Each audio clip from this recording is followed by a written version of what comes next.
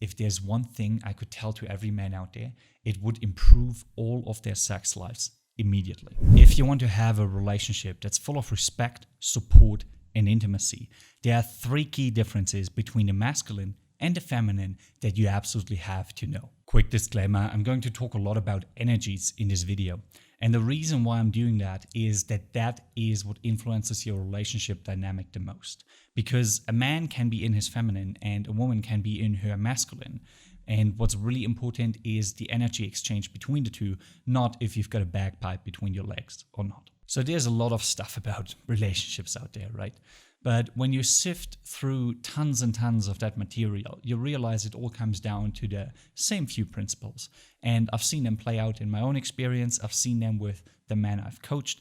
I've talked to, for example, Tantra teachers who have spent decades of their lives unraveling the dynamics between the feminine and the masculine energy. And they basically all say the same thing. So if you can apply what I'm going to teach you now, you will skyrocket the dynamics in your relationship. One of the biggest differences that trips up a lot of men and couples is the difference in communication between the masculine and the feminine. So we have all had this situation where our partner complains about something. They didn't go well, and she's like, oh, my coworker is so annoying, and this happened and that happened, and so on and so forth. So what we do when we're in our masculine, we are driven, we are running a business, we're very solution focused, is we do exactly that. We provide solutions. We try to fix something. And often that is absolutely not what the feminine wants in that situation. I know that when you see your partner struggling, your first impulse is to fix the problem, to somehow improve the situation so they stop struggling. But in 99% of the cases, that's not what the feminine wants in that situation. And when you do that, either of 2 things will happen. Either she will keep on ranting and ranting and ranting, and you'll think to yourself, why the fuck do you keep complaining? Like, I've already given you the solution. It's all out there. What else do you want me to do? Or she'll just shut down and say or think something like, you never listen to me anyway. And you don't know why, because you have listened and you've tried your best to fix the situation, right? So what you'll have to understand is that the feminine communicates to share emotions and to connect. It's not so much about the solution, unless she specifically asks for it, but it's much more about being able to express herself and to have someone who can hold the space for that, who can take her rant without being affected, where she can express and live her emotions freely and fully. And you as the masculine, you're so primed on providing solutions, but that's not what she needs in that moment. So if you can instead hold the space and just let her rant and connect with her on that way and give her a hug, and just let her freely express her emotions, you will find that in like 90 or 95% of the cases, there's nothing to fix anymore. She will come up with the solution herself, or she'll process it herself. And that's all she needs from you in that moment. And I will guarantee you this little trick will skyrocket your communication and will massively improve how she feels about you and how connected she is to you, which further down the line will get you all the respect and intimacy and support that you want. Of course, when you hold the space, you have to be able to draw boundaries for yourself, because it takes energy to hold the space. If you've had a long day and you're absolutely knackered and she wants to rant about her day, feel free to say, hey, I just need a moment for myself. I need to regenerate, and then I'll listen to you and hold the space. And that is very important, because when you hold the space, you have to be present and you have to mean it, and you can't do it either for an outcome or because you think you have to. No, it has to be genuine. It has to be genuine support you want to give your partner. An easy way to apply that is to simply ask your partner what they need when they talk to you about something, or when they rant, or when they struggle. Simply ask them, do you want me to listen, or do you want a solution? And then give them what they need. That's all it takes. For the next dynamic, I'll tell you a funny story, and I bet you can relate. I had this client who was really upset with his wife because she always left out the dishes. And anytime he wanted to cook something or make a cup of tea, he had to clean up her mess first, and was really annoying. And also, he was running a business, so he was very particular with his calendar and his meetings and everything.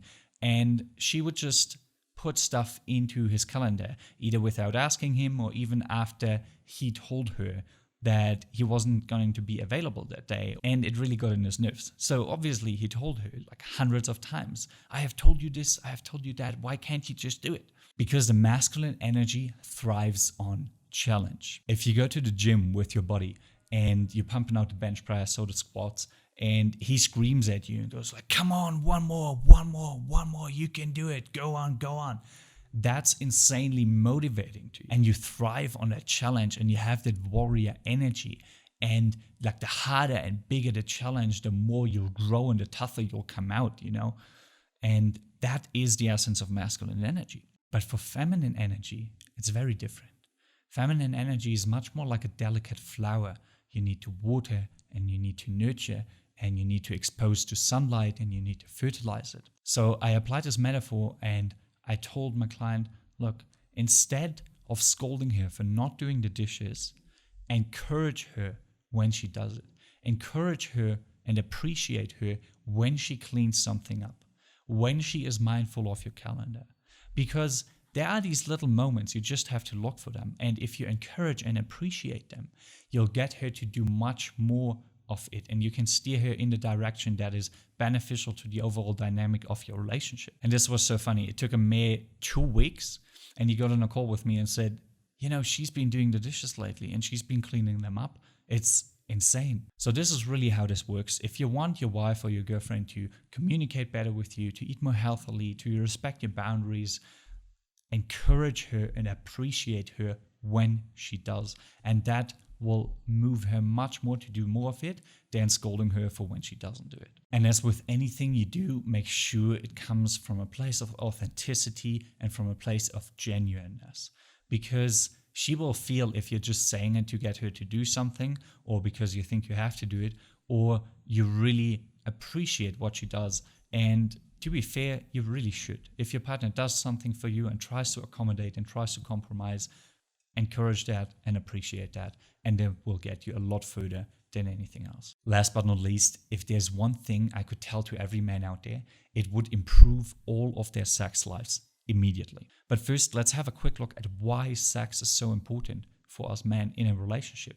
It goes much deeper than just doing the horizontal tango. The dynamic I often see with my clients is that they want to have more or better or more fulfilling sex life with their partner, but even though they had that in the beginning of the relationship, it kind of slowly faded out and their partner right now isn't in the mood as often anymore. Then there might be kids involved and the business is taking a big toll on the time and energy. And overall, sex just isn't what it used to be anymore. And this is really sad, especially for men, because we tend to connect through sex and we tend to create intimacy through sex. It's much harder for most men to connect on the level of words or to connect on an emotional level without the physical intimacy. So this means it's not just about the sex and being horny, but there's really lacking a crucial component of the relationship, and that is intimate connection. And it's what a lot of the men I talk to and I work with are starving for, because we are social animals. Humans are hardwired to have connections, to have deep connections. It's what we need and what makes us happy. So if that is missing, man, I feel for you. It's really, it's not a nice place to be in. So the one thing you really need to know about sexual dynamics is that the masculine relaxes and connects through sex, whereas the feminine needs to feel relaxed and connected in order to be in the mood for sex. And now you can see why this creates such a big issue in so many couples. Because the masculine will want to have sex and physical intimacy when they don't feel connected, when they're going through a particularly stressful phase, because it supports them and grounds them. But the feminine, when they feel like that, when they feel disconnected, when they're going through a stressful phase, they are not in the mood at all. And then, of course, this creates this mismatch, and it often becomes a discussion like, oh, you want more sex than I do, or you never want sex with me, you never initiate it. And that, of course, takes away even more from the connection, which makes the feminine want it even less and the man chase and want it even more. So one of the worst things you really can do as a man is to come up to your partner and ask for sex or beg her for it or start discussing with her, because all of this will weaken your connection and it will make her even more stressed about it, because now she feels pressure on her, and that is the opposite of being relaxed and connected. What works instead are a couple of things. First of all, coming back into your masculine energy. So stop pestering her, stop begging her for sex, just focus on yourself, do your thing, be unfazed by her sexual unavailability and focus on your purpose instead and get your excitement and your energy through that. What you can also do is help her relax, hold a space for her, connect with her. I know that when you're horny next to her and you just want to have sex, the last thing you want to do is talk about her feelings and like how her day went and everything. But unfortunately, that is what the feminine needs in that moment. And it's her way of connecting. So if you want to connect with her through intimacy, you need to help her relax and connect with you beforehand. And the biggest thing, and this ties into everything I've said before, is don't expect anything from her. Because the topic of sex often it's deeply shamed by society. There's a lot of beliefs around it that can make it hard for the feminine to enjoy herself. So really help her with that.